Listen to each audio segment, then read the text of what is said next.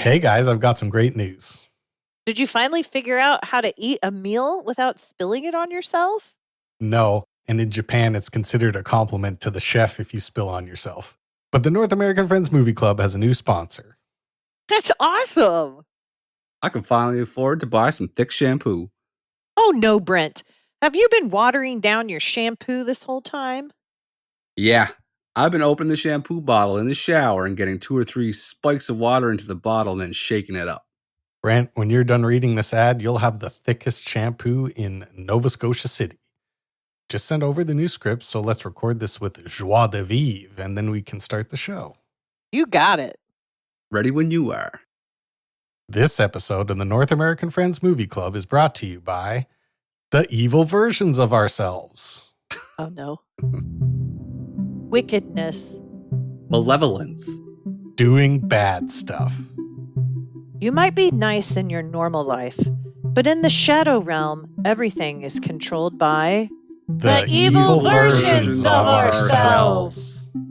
In my normal life, I'm a good therapist and an even better mother. But down below, in Satan's clubhouse, I'm scary and mean. And I use my therapy powers to trick orphans into doing crimes, like the weird guy from Oliver Twist. My day job on Earth is boiling blood at the hospital, but my evil version works at the evil hospital where we hurt people and give them diseases and put give them diseases and put cast on backwards so you get a bad rash. And I work at the liquor store in both places.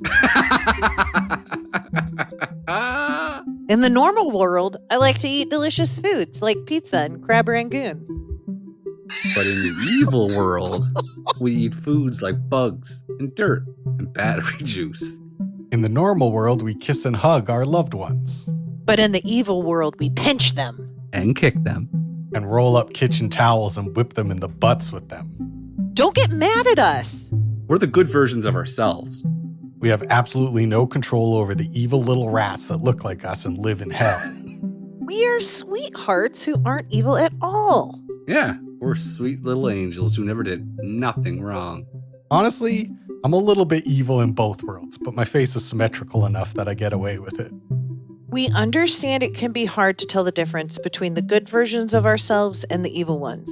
But if you look closely, there are some signs. For example, Evil Kate has a bushy beard like Long John Silver. And the evil version of Brent has his face covered in tattoos like Post Malone. And one of them says, I love the last season of Game of Thrones. And the evil version of me wears headphones that play on the outside and he only listens to the soundtrack from Teenage Mutant Ninja Turtles 2, The Secret of the Ooze. Another way to tell who is evil is by looking at the eyes. The evil guys all have red eyes. Redder than brimstone. Redder than Clifford wearing lipstick. And if you ever forget, just remember this rhyme. If the eyes are red, you'll soon be dead. If they're blue or brown, then go to town. Great job, guys. Let's start the show.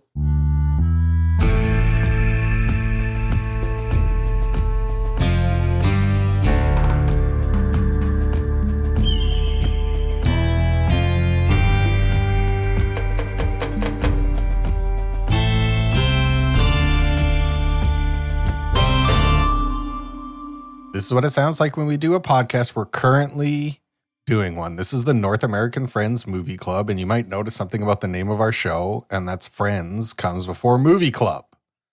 So I got to ask my two singing friends, how we doing? Rockin' dudes. How are we? Rockin' dudes? What's that about? Singing dudes. I don't know. I'm in a good mood. We were belting it before we started recording. We'll get to that. You two were belting it. Yeah. I'm doing good. I'm doing great. Okay. You go first since you're great. I'm good. Okay. No, I'm just doing good. As we heard last episode, I'm working hard on my conference presentation, and I think that is going in a good direction. And I asked my daughter what I should talk to you guys about today because I didn't know what I was going to say. And she said, tell them that I got Stitch. So she got one of those little stuffies that you like from the Thai toy company. and it's Stitch, and we've been playing with it a lot. And Stitch is now part of the family, and it's just fun. It's fun having around a toy. That's fun. Stitch from Lilo and Stitch?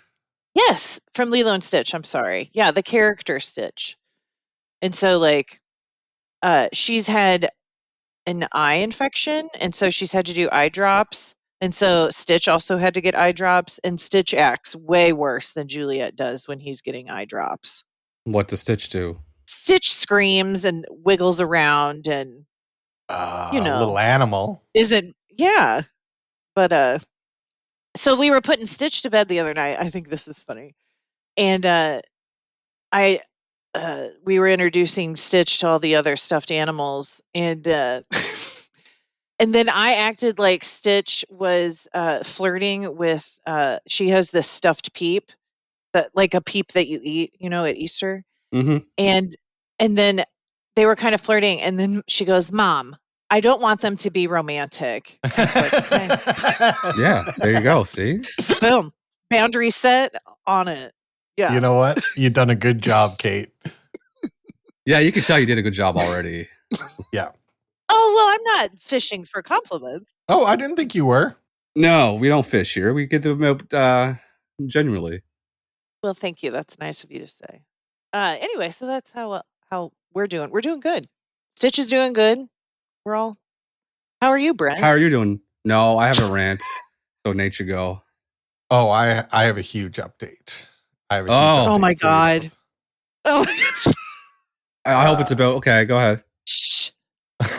So I went to Tim Hortons last night to get a delicious cup of coffee, and I pulled up to the window. This is a roller coaster, guys. Just lock in. Okay.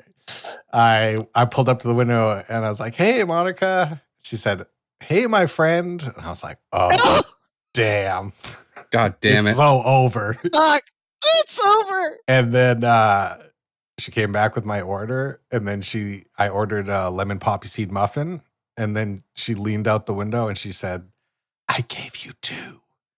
And she gave me 2 muffins. So I don't, my head is spinning. I don't know what is going on. Oh, what is happening? Mixed messages. Okay, let's break it down. Let's break it down for a second. Kate, do you feel like she was flirting with Nate? She gave him 2 muffins. And and these are lemon poppy seed. These aren't your fucking chocolate chip run of the mill muffins. These are special muffins. I love lemon poppy seed muffins. But the friend comment would have threw me. I think she did that. I think this means she wants you to make the next move. Is that what you think? Yeah, she's putting you. She's a little warning, like, hey, you could be friend zone real quick, but here's 2 muffins. Yeah, here's your last. Here's chance. Your chance. Yeah, exactly. She opened the door with the muffins. If that's real, Nate, then the next time when you pull up, you say, "Thank you, sweetheart," and you drive away. No, I have a different thing to say. Then you're throwing out mixed messages, and that might be enticing. No, Nate has to be the straight man here. She obviously took the lead with playing the game, so Nate has to be the straight guy. Here's what you do, Nate. Nate's not flirting back. Like, that's boring. Yeah, this is where Nate takes it up a step right here. So next time you go and, hey, Monica, oh, hey, friend, and you get 2 whatever kind of muffins and she gives you 2 of them, she's like, I gave you 2. You're like, oh, great. That saves me from buying an extra one. You can come and have it with me. Yeah. That's too many words. No. That's too many words. It got a little wordy. My dear, it is such a dream to see you again. Why don't you join me in the back of the car down the street next to my my liquor store? Just invite her for the extra muffin. Just invite her for the extra muffin. Then you can say whatever you want. You say, oh, I've been kind of watching what I eat lately. Okay. Oh, I have it. She passes you the double muffins. You take the double muffins and you put them in the back seat. And as you're putting them in the back seat, you're like, I wanted to keep this seat open for you. I think you should explicitly say, would you like to get in my car with me?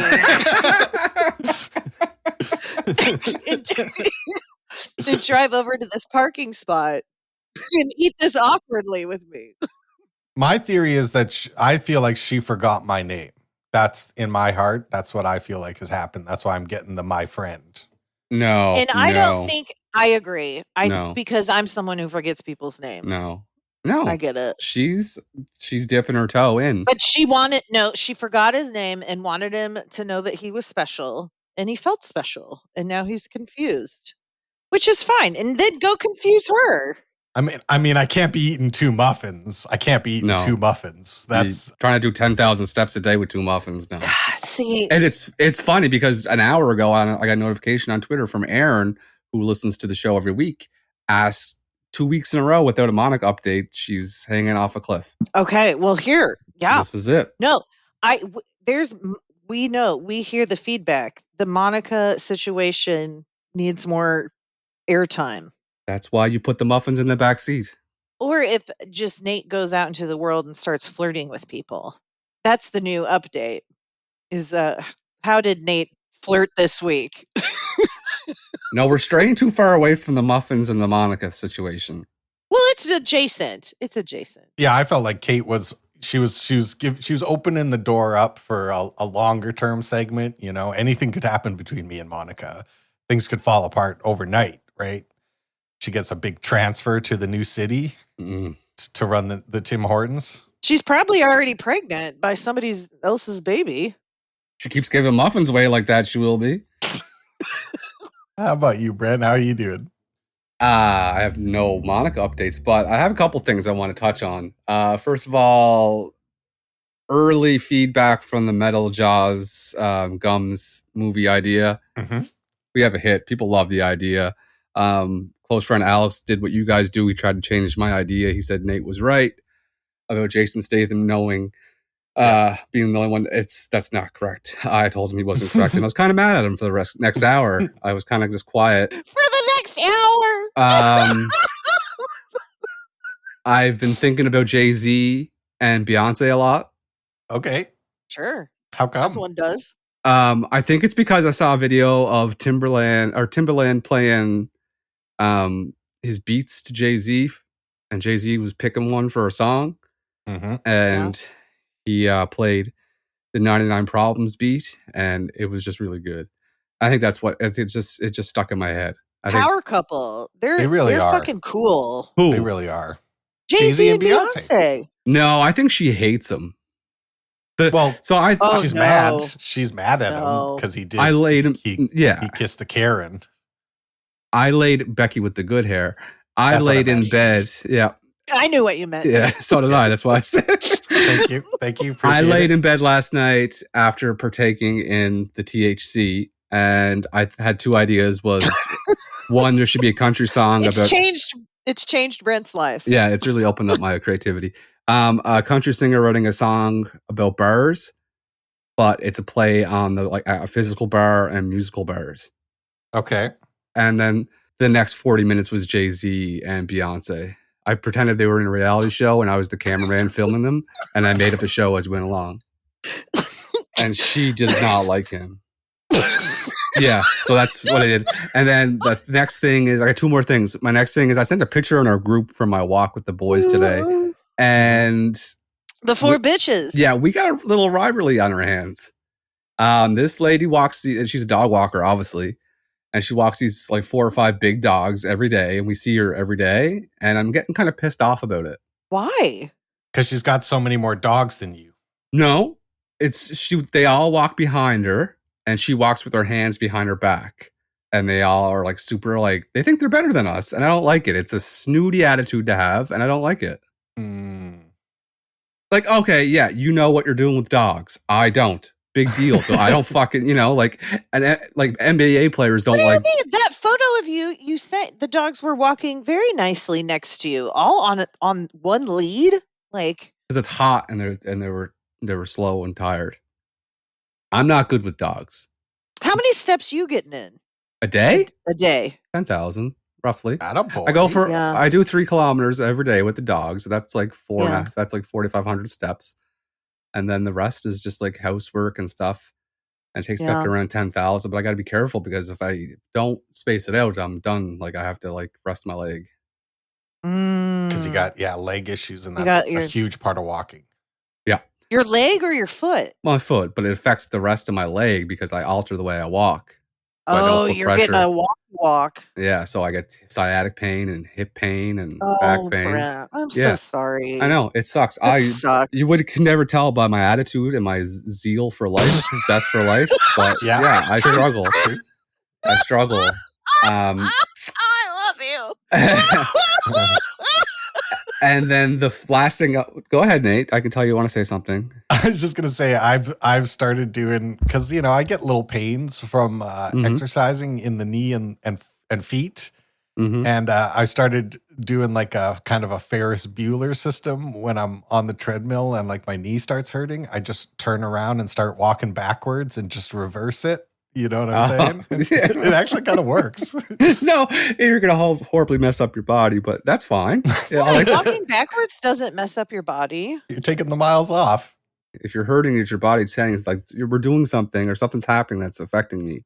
Yeah, and then you hit it with some confusion. I'm saying, now you're going backwards. It goes, and then it's fine. I'm the king of ignoring my body telling me what to do. So it's fine. I get it. And the last thing I want to talk about is we had a medical emergency here this morning. Oh my goodness. Oh no. Yeah, it was I was petrified for 3 seconds. I was like, this is it. Let me tell you what was happening. I put in my my AirPods, and I was cleaning up, listening to music, and then I was mopping. And I got the fancy mop, the Joy Moop. The one you gotta your Swedish one. Yeah, you dunk it in and all that. So I was dunking it in, and I had my hand, like I was grabbing the top of it and pushing it into the bucket, and my hand was above my head, and I punched myself in the ear, and everything stopped. I went deaf. Oh no. I thought I went deaf until I realized I just knocked my my AirPod out, and the music stopped. And then I saw the AirPod on the ground. I was like, oh. I put it back in, and the music started playing again. I just got a flash of like Melissa running down the hall next to your gurney at the hospital, trying to implore the doctors to save your ears by saying, he's a podcaster. Yeah. We need those things. They just put it was. You need to insure your ears. My brain. I need to insure my brain. I just re-upped my life insurance today. Shag will be plotting. Oh, that's not going to him. Why not? What's he doing then? What do you mean? He's going to my daughter. Listen, he's got to engage in some holy matrimony before he gets that life insurance money. Throw him 10%. My God. Oh, did I not tell you what we're gonna do? This is my funny idea. I don't know if I'm gonna do it, but I really want to.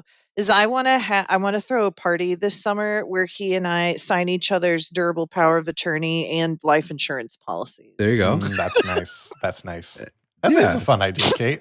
It's a reason to have a party. Throw him 10%. Throw for me. For a longtime friend Brent, give the man a little bit. Wet his beak a little bit. Let him wet his beak.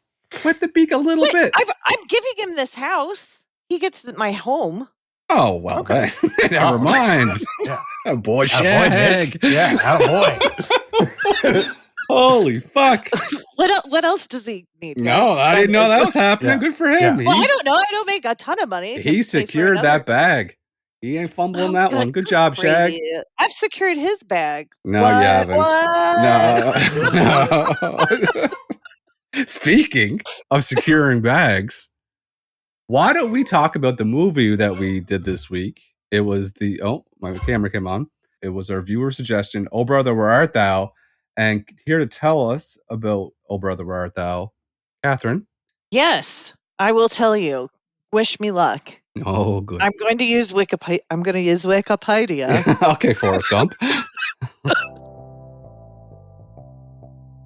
Oh Brother, Where Art Thou is a story about 3 convicts, Pete, Delmar, and Ulysses Everett McGill, and they escape from prison. And they meet up with a character on a handcar who starts singing to them and telling them they're going on this journey. And then they find a man who plays the fiddle or the guitar, Tommy Johnson, who sold his soul to the devil.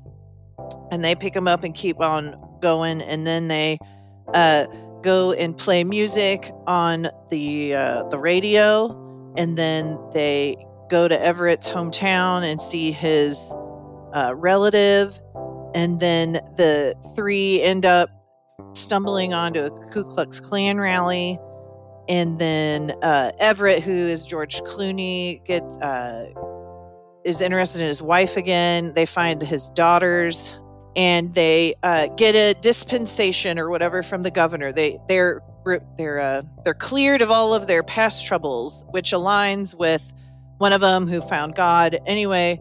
And then the devil or the prison warden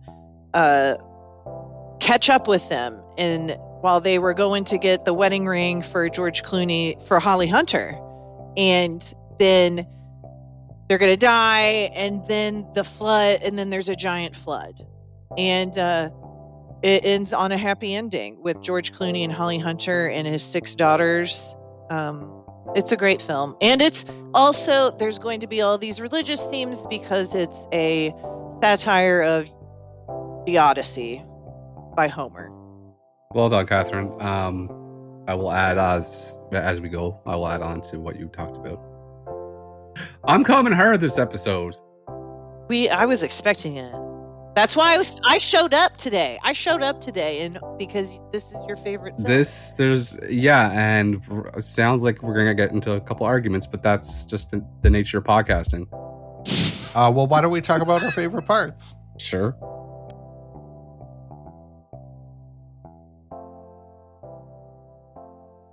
So first of all, George Clooney, this is probably one of his best roles ever. The best. Yeah, I would say it's my favorite Clooney role, and I'm a Clooney fan. I'm a Clooney head. We're Cloon goons. We're loony for Clooney, yeah. Clooney for Clooney. Cloon goons. Cloon goons. Yeah, he's great in this movie. The thing that's always bothered me about this movie, the like truly only criticism I have of the whole movie, is that his singing voice doesn't fit his body. Like the person they got to sing, it's slightly off. But then I watched a bunch of Coen brothers interviews and interviews with the cast after I watched this, and they were all joking about how George comes from like a family of singers, and they all thought he was going to sing, and then he came into the recording booth to sing the song, and then nobody would make eye contact with him, and the Coen brothers wouldn't look him in the eye, and they're like, yeah, you can't do it, man. Sorry, bud. Oh my God, that's awesome. His mom's Rosemary Clooney. Wonderful singer. Yeah, George Clooney was amazing in this movie, and I didn't expect it from him when I first saw it. Have you seen this movie before, Nate? I saw this movie. I'm a big Coen brothers fan, but I've actually probably only watched this movie once or twice before this, and really early, like when it came out in the early 2000s. But what I have a lot of experience with, and I think probably a lot of people do, considering how successful it was my parents had the soundtrack on a CD, and it was like one of the only CDs in the car. So we were rocking this "Oh Brother, Where Art Thou" soundtrack all the time. All these songs, I knew all the words. I was singing along to every single one, because it was a huge hit, #1 soundtrack for 2 years straight. Yeah, I had it. I listened to it in my car all the time. It's more popular than the movie itself. Oh, and the music is just so fucking good. I've been singing it all night, all morning. I drove to get my coffee this morning. I was singing all the way to the Tim Hortons and all the way home. There's literally not one bad song on the soundtrack. I mean, it's the only album I've ever purchased and listened to that literally every song on it is perfect.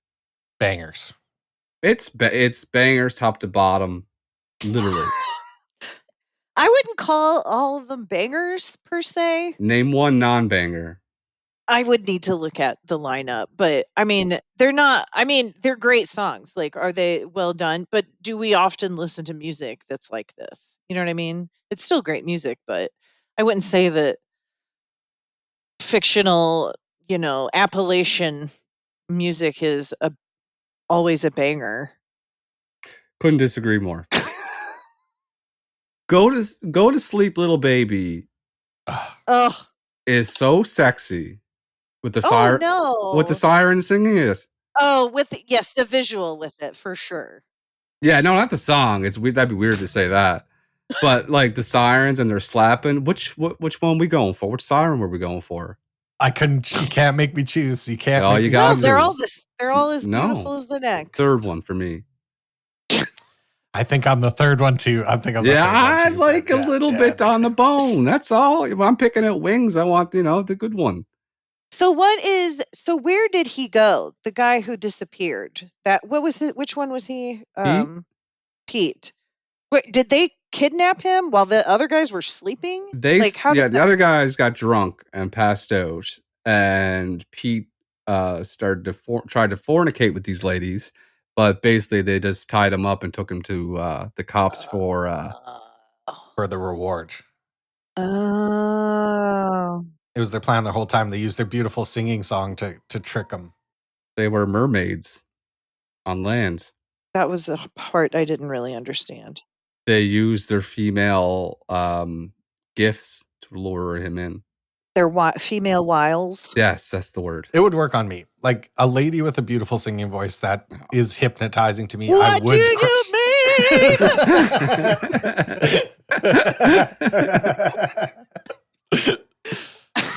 Kate's been on fire the last few weeks. Mm-hmm. Kate's on a heater. What do you mean? You're I don't very know. funny. It's just been funny. Oh, thanks. my sister literally yesterday was like, Kate is so funny. I was like, yeah, she is. She's so funny. Aw, you guys are being so nice to me. I don't know what to do with my hands.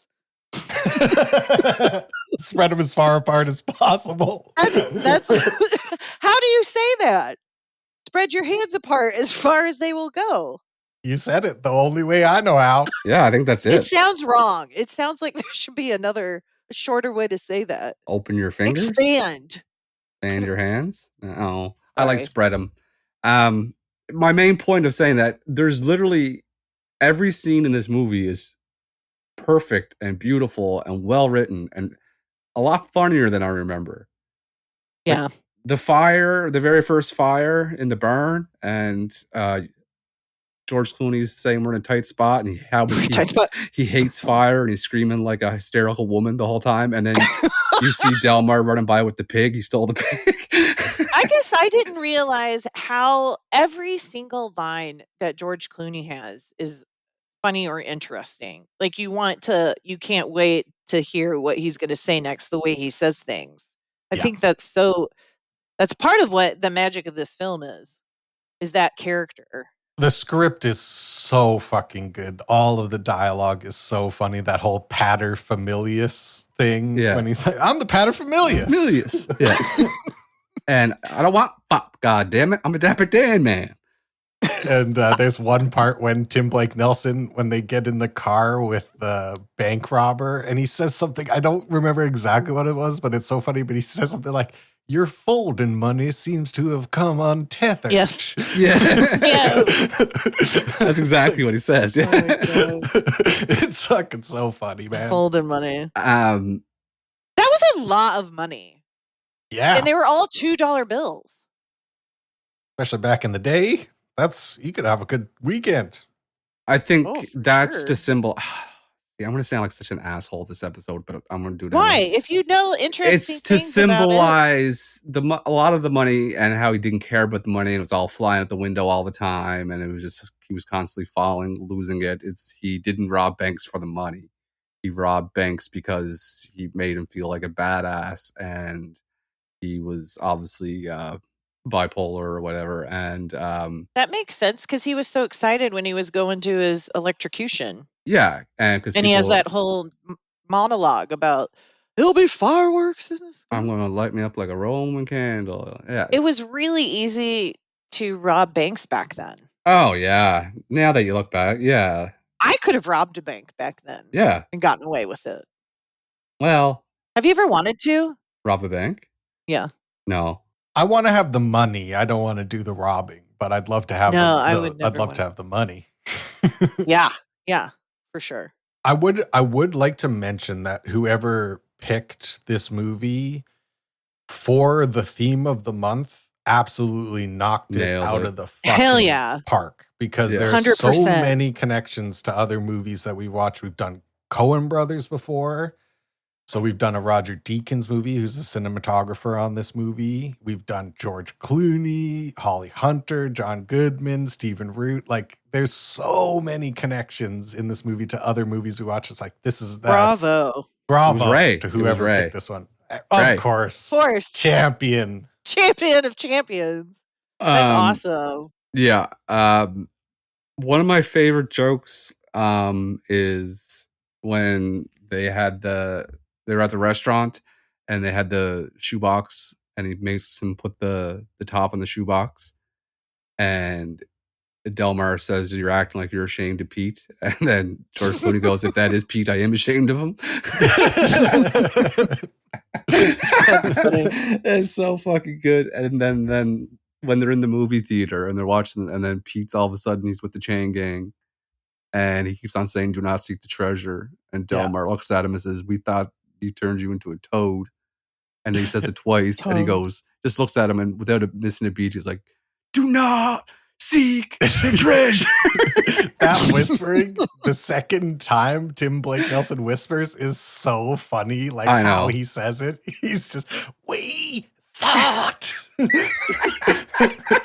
Pete is so stupid, but Pete just look at him like, "What the fuck are you talking about?" I forgot that John Goodman was in this movie and that he was the Bible salesman. Big Dan Teague. Yeah, he does a great job. So fucking good. And you guys notice that every character had the yellow stained sweat stains around their neck and armpits? Mm-hmm. That was cool. Yeah, because they can't wash their clothes. Everybody looks filthy, but in a good way. Like, but in a way that works for this movie. Like, we've watched movies where everything looks disgusting and it's bad. And in this movie, everything looks disgusting and it's good.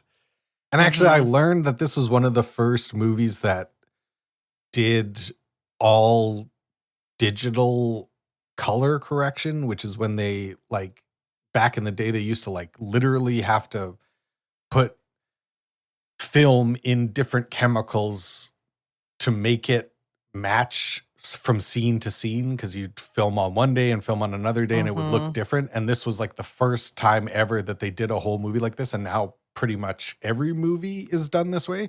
But watching it after learning about that, it looks so cool. Like, if you think about that scene when the sirens are singing and washing the clothes, and they're surrounded in the lake by like trees and grass and stuff like that, but it's all just like yellow. It doesn't muted. look, it doesn't look green, but it was when they filmed it totally green. It's like Mississippi in the summer. It's in full bloom, but that yellowness just like makes it look and feel like the Depression and dry and crispy and like it looks beautiful. Hot. It looks so beautiful. Yeah, it looked extremely hot, uncomfortable. Good point. A major theme of the film is the connection between old-time music and political campaigning in the American South. Good point, Kate. Good point, Kate. Are you reading bullet points at this point? No, because it makes reference to traditions, institutions, and campaign practices of bossism and political reform that defined Southern politics in the first half of the 20th century. I know if I'm a North American Friends Movie Club listener, then I know that that's genuine. That's Kate's words. And that's what I tune in for. That's how Kate sounds when she talks. Yeah. Yeah. As I'm looking at my next note that says Pappy was working it. Oh, the dancing? Oh my God. So good. So good. He was bringing that shit. He could have been in any Cardi B, Megan Thee Stallion video. He was shaking his ass. He had the moves. Pappy O'Daniel Flower. Give me a fat guy with an ass any day. Give me a fat guy with an ass. I was so impressed with his dancing during an amazing song. That scene too was just amazing. And can we give a little respect for his nickname? Pass the Biscuits. Pass the Biscuits. What a nickname that is. Pass the Biscuits, Pappy O'Daniel. Yeah. That is a fucking, and like, so this is what his name is. Pass the Biscuits, Pappy O'Daniel, and he hosts Flower Hour, because he works with Flower on the radio. That's fucking amazing. This is something also that you could just rewatch. Like, you'll catch something every time. 'Cause I've watched it. I've probably seen this. This is probably my third time, and I feel like I would watch it all over again, and I would catch Because things that I literally missed. every character is so It's fucking packed. interesting. This is a packed movie. And since the music bangs so hard, there's no bad moments of like boring song, slow song, nothing. I honestly considered just pushing play again right when it finished. That's how much I enjoyed watching this movie. I was like, this fucking movie rips. Like, god damn, this is good. Yeah, like I'm definitely gonna watch it again within the next couple weeks because I just enjoyed it so much. It's been a couple years since I watched it. And there's such little things like Tommy on the Crossroads, like that stuff is cool to me. The scene with the food fight where they're throwing food at Homer and then they bring out that big wooden board and they carry him out. That's what we need to do. Get back to our roots. I feel like that was a reference that I didn't understand, but I'm sure it's like very clever and literary where they bring that big pole into the dance hall and carry off Homer on the pole when he's trying to be racist and shut down the concert. Oh yeah. Yeah, you have to stay on the pole or you'll fall. Yeah, so it's a good punishment. I like it, and I feel like we should bring it back because the picture how embarrassing that would be getting carried out of like the movie theater for yelling at the movie on a big pole. I think you got to be careful because you introduce that here, and then all of a sudden you find yourself getting carried out on a pole, Brent, hoisted by your own petard kind of situation. Yeah, true. Hoisted by his own petard. I've been hoisted by my own petard many times, and that is what brings me to the next question. Are we ready for the official Oh Brother, Where Art Thou quiz? Hell yeah. Yes, sir.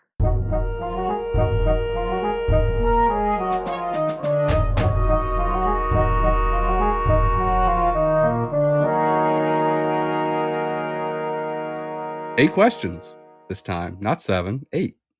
This deserves Who's going first? Catherine's going first. During the opening credits, every time they showed the names of the cast, it was surrounded by a border, and at each corner of the border, there was a picture, a drawing of an object. Damn. What was not included? A cake? A star? Cross? Or a microphone? Catherine. Cake. Okay. Microphone. The only image that I talked about that wasn't displayed in those opening credits was a microphone. Ooh. Nate comes out to an early lead. I'm surprised you got this one. That's a hard question. Yeah, I figured microphone would have been easy because everyone was... It felt a little too easy. I felt like I was walking into a trap. God damn it. All right. Wallace's boy. Wallace Hogwater. Never trust a hogwater, in my opinion. The little boy, his son, he used to sit on catalogs to make himself taller.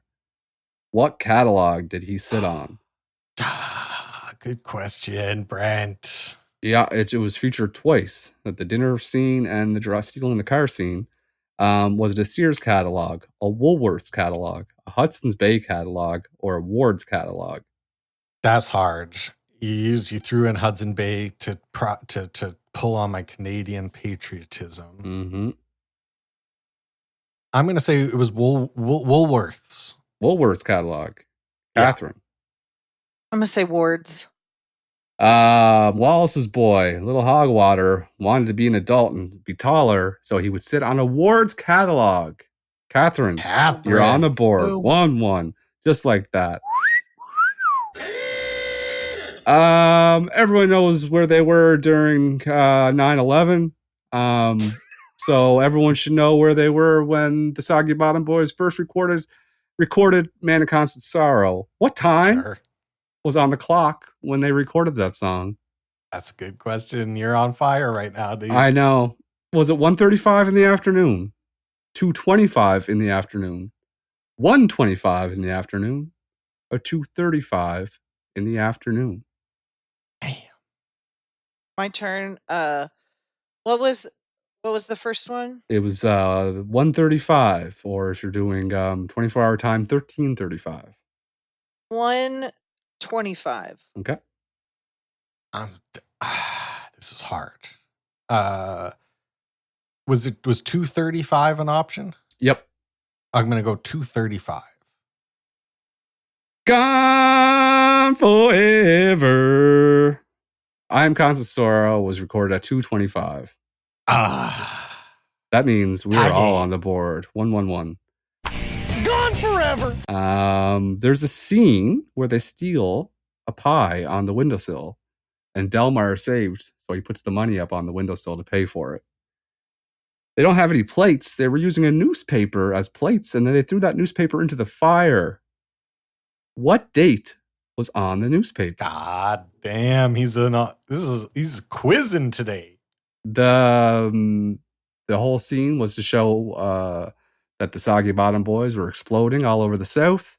And right above that article was the date. Was it a Monday, a Friday, a Thursday, or a Tuesday? Thursday. Gone forever. Much like the paper, it was Tuesday, July 13th, 1937. Gone forever. I would like to say I love that pie scene when they leave the money. That's a nice little touch. And then how happy they are when they're like eating the pie and the music is playing and they look so happy around the fire. I was like, oh, I want some pie with my friends. Oh, yeah. Old Pete had 2 weeks left on his sentence, but they had to get out and get that money, that treasure. He was tricked by George Clooney and ended up being getting caught again and getting more years added onto his sentence. With the new sentence, what year would Pete get out of prison? Was it 1987, 1984, 1982, or 1986? I have no idea. So I'm going to guess my birth year, 82. Okay. I'm pretty sure it was 87. He would have gotten 50. He got 50 years tacked onto his sentence, which means he would have been 84 when he got out in 1987.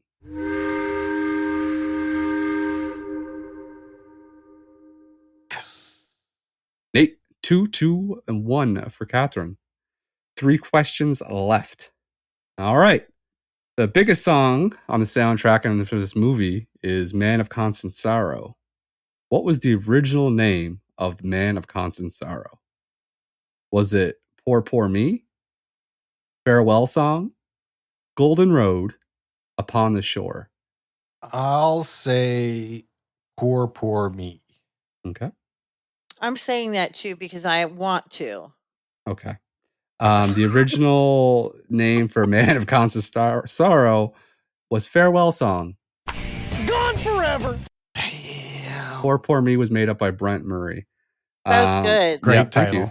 Thank you. So I think we're tied. Oh, poor me. That's what I was thinking in my head. Ooh, poor, poor me. 3, 2, 1. Mm-hmm. Okay. He was the paterfamilias. Old George Clooney was Mr. McGill. How many McGill girls were there? 7, 8, 6, or 5? I thought there were 6. It's either No, there's 6 or 7. 7. There's 7. No, I have to go with 6. But I think there's 7. Jeez, I'm already losing. Who fucking cares? All right, you're locked in at 6. I'm going to say 7. Well, there was an extra one there you didn't know about, right? That made it 6. Catherine! 3, 2, 2. My God. Catherine's correct. Oh 3, my 2, 2. God. 3, 2, 2. I was up and down there because you said 6, and I was like, she's right. And then you're like, oh, 7. I'm like, oh no. It was a roller Thank coaster. you for your help, Brent. It was a roller coaster. So you guys need this one to tie me. Question number 8. Which character represented Zeus from Homer's Odyssey? Was it Big Dan, George Nelson, Homer Stokes, or Pappy O'Daniel? Damn. I'll guess Pappy. Okay. I'm going to guess Teague. Congratulations to Nathan. Happy O'Daniel was the representation of Zeus. Let's do it, Nate. You got to get him, Nate. And Big Dan was the representation of the Cyclops. So we're tied, me and Nate. Catherine, you need to come up with the Hell yeah. tiebreaker. I'm going to come up with a question. Okay. Stephen Root, who we all like, who's in this film as the blind fella, was also in a television show called News Radio. I want you to tell me how many episodes of News Radio have there been. Who goes first? Whoever's closest. No other rules. Whoever's closest. Okay. Okay. Whoever's closest to News Radio, I'm going to say... Okay, I'm going to just do the math in my head so I don't give away the answer. Use your fingers. I'm going to say 64 episodes. God damn it, Brent. I was thinking right in the same area, but I don't want to be too cheap. So I'm going to say 75 episodes. News Radio had a total of 5 seasons and 97 episodes. Oh, I miscounted I thought in my head, I'm like, probably 4 to 5 seasons, 12 seasons an episode, and I lowballed it. No, this is 20. Like, this is back when you would get 2022. Yeah. I was like 3 seasons at 20. I got streaming brain, see? Fuck. Good work. I cost myself it. That's all on me. All on me. Oh, brother. Congratulations, Nathaniel. So now that the quiz is over, it's time to give us some medals. Want to give us some medals? Hell yeah. Yes.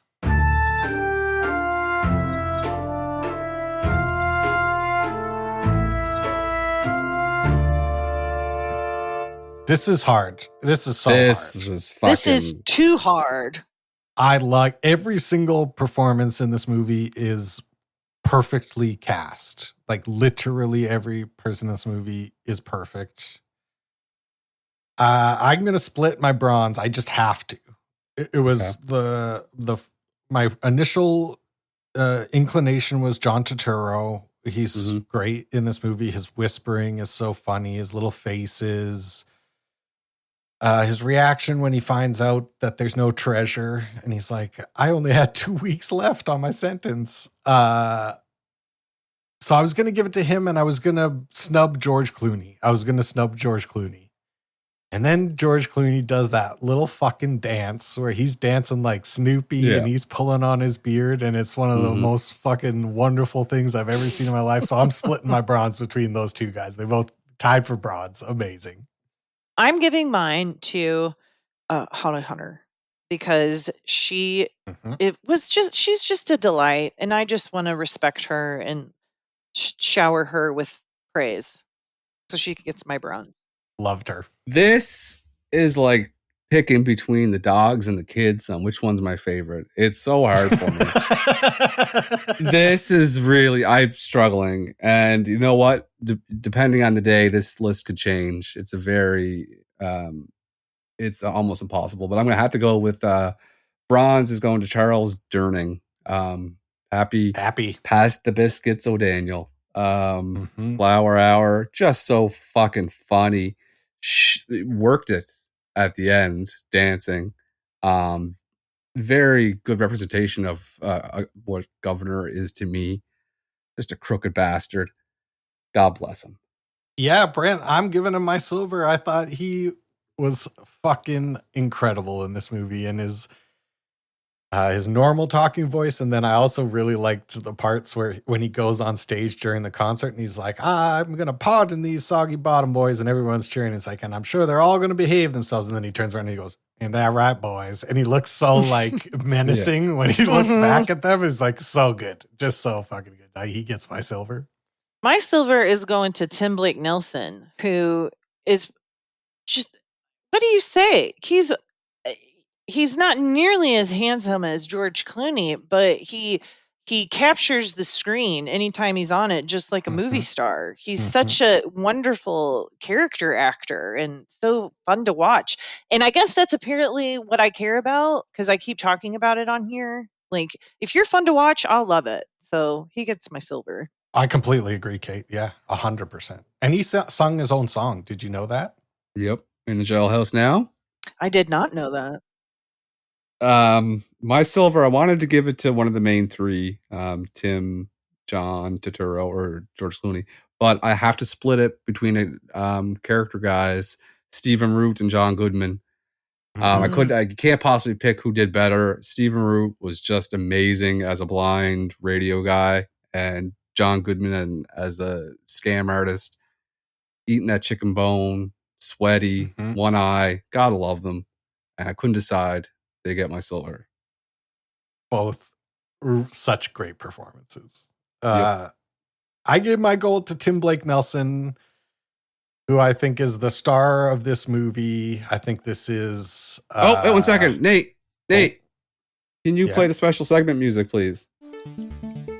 It's ocean quiz time. A little bit different this time. I'm going to say what creature I am, and you guys have to guess the number of meters I'm found at, and the closest wins.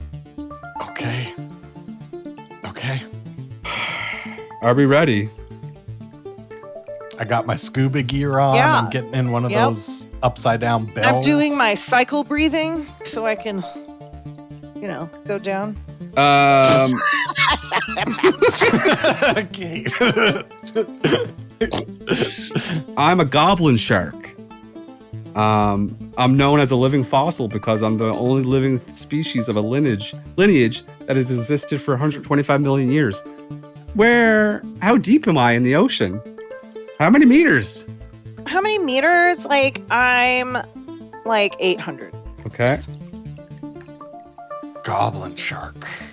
I should know this shit. I played so much Dave the Diver, and this is literally what Dave the Diver is all the fucking about. I wasn't paying attention to the depths, though. I should have kept a depth chart. That's why I call you two a bunch of landlubbers. I'm feeling like a landlubber right now. I'm lubbing land all over the place. I'm going to say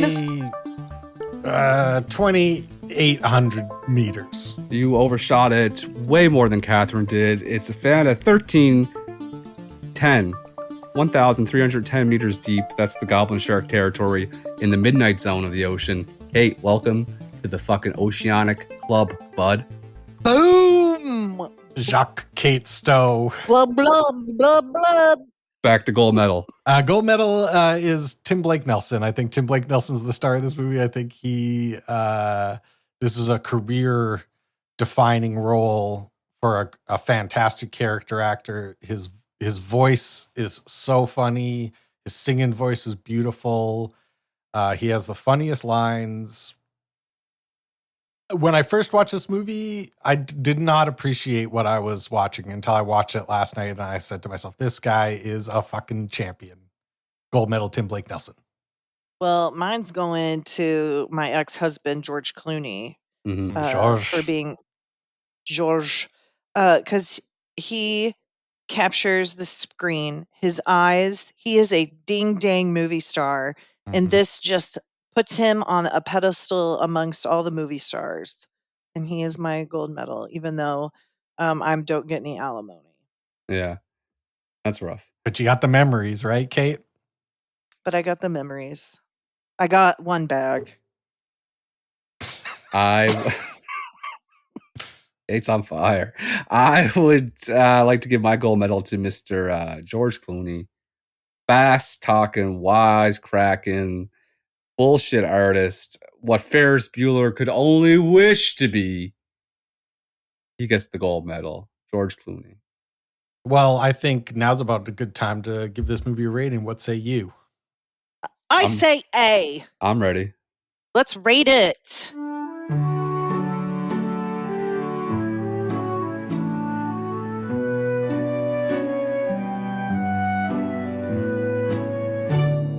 The script for this movie. What did you guys give the script for this movie? 10. 10. Yeah, it's a 10. It's a ding-dang 10. No, without a doubt. I could have made a list of the lines of this movie and just read them to you. And then we all just laugh for an hour and a half. And that would have been a good episode because that's how fucking good all the dialogue and the story. It's perfect. It's perfect. It's a 10. The art direction for this movie, the sets, the costumes, the props, the color correction, we'll throw that in there. What did you guys think of the art direction for this movie? 10. Yeah, 10. It looked amazing. Everything was perfect. 10. It's a 10. The costumes are amazing. They're filthy. Looks like the Depression. There's a Tommy gun. Great suspenders. A lot of suspenders. John Goodman sucks on a chicken bone. Fucking 10. Stealing the pig. The music for this movie. What did you guys think about the music for this movie? I didn't really notice it. Did you guys notice any music in this movie? I didn't notice it. This is like lowering the basket to 7 feet and asking it, can I dunk? You're fucking right, I can. It's a 10. Yes, 10 for sure. I will be listening to this album for weeks. I'll be putting this on. I'll be waking up first thing in the morning and doing a cappella Down to the River to pray renditions as I brush my teeth. Fucking incredible. And this is T-Bone Burnett. This is he's so good. As a satirical comedy drama, how would you rate this film? I would rate it a 10 because it is satirical, very funny, and also serious. It's a very satirical look at Homer's Odyssey. There's lots of religious themes in the background, so that's your drama. And when George Clooney gets pulled off the train because he couldn't keep up with the chains, that's a 10. It's a 10. Yeah, this is one of the best movies I've ever seen in my life. It's a masterpiece. It might be the Coen brothers' best movies. Like, I'm a huge fan of the Coen brothers. Every movie they've ever made is good in its own way. This is, after watching it last night, this is climbed up to the top 1 or 2 for sure. It's just so fucking good. 10 for sure. And our theme this month is more. This movie has more Clooney, more Goodman, more Deacon, more Coen brothers, more singing. It's got more of everything. I'm giving it a 10. It's a 10. That's a 10. Nailed the category perfectly. Guys, is this a perfect movie? Yep. Folks, we have our third perfect film. That's right. This movie is a masterpiece. It has been decided by the council. 50 out of 50. It has been decided. If you haven't seen this movie, you're dropping the ball. You're crazy. Yeah, you're dropping the ball on life. There is not one wasted character with one wasted line in this movie. 10. Oh, and it's like an hour 47. It's just perfect. Perfect. In and out. And then when there's not dialogue, there's perfect music. It deserves its perfect movie score. So it's this one, No Country for Old Men, and Get Out, right? I think What We Did in the Shadows is got a 50 as well. Okay, so that's 4. Fourth perfect movie. Did No Country for Old Men get a perfect score? No, it got a 49.3. Okay. So it's Get Out, What We Do in the Shadows, and Oh Brother, Where Art Thou? We are fucking the best movie podcast on the internet. I really was thinking while I was watching this movie, because I just knew in my heart, it was like, this movie is going to get a 50 from all of us. And I find it so interesting that there are times when we don't see eye to eye perfectly on every movie, but this was one of those movies that I just felt like it had everything that all three of us like about movies was in this movie to the maximum amount. Like they really nailed our friend group. You're right. Nailed it. Now we have to talk about what's going to happen next week, which is we're going to take a week off next week. I need a little time to catch up on all the podcast stuff I'm behind on. So we're taking a summer break 1 week. And then we're going to come back. You're allowed. I'm allowed. And then we're going to come back in June, and June is going to be Kate's month. So now is the time where Kate tells us what's going to happen in June. Well, get excited because we're doing something different. Okay. You have, and it's kind of fortunate because you have 2 weeks because the month of June is new movies. Oh. And so our first movie is released in theaters starting today, and it is the movie If. IF. It's the If. new John Krasinski PG movie. Okay. I'm looking at this. And you could probably get it for expensive on your TV, but you might have to go to a movie theater to see it. First of all, I love going to the movie theater. Love an excuse to go to the movie theater. Drink a ice cold Coca-Cola. Woo! Is it the big purple guy? Yeah. Big Okay. purple guy. I'm excited. Kate, you have to define for us, for the category, what new means. So when me and Brent pick our movies, we understand. Fair. Okay. So you can pick something that's in theaters or something that's been released within the past quarter. Okay. So. Or let's say 2024. Within the past. This movie has to be released in 2024. 24. Oh, That's okay. I like it. I like it. This is actually an excellent excuse for me to watch some of the new movies that have been coming out because I've been focusing mostly on old movies lately. Well, Get ready to learn Oppenheimer. So June is for noon.